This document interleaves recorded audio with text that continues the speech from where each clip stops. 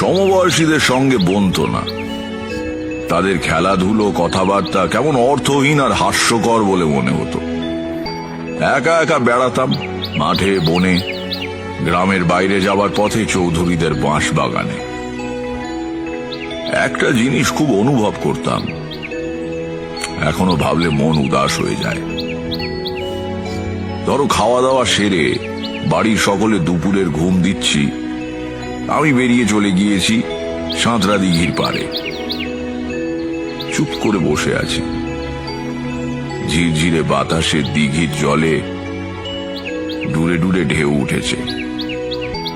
লিচু আর জামরুল গাছের পাতার ফাঁক দিয়ে সূর্যের আলো এসে মাটিতে রোদ আর ছায়ার আলপনা তৈরি করছে। আম গাছের গুঁড়ি বেয়ে উঠছে এক সারি কাঠ পিঁপড়ে। এই সব নির্জন মুহূর্তে আমি তোমাদের সত্যি বলছি, স্পষ্ট শুনতে পেতাম গাছপালা, মাটি, দিঘির জল আমার সঙ্গে কথা বলছে। ঠিক কোনো ভাষা দিয়ে নয়, সে ভাষা ওদের নেই।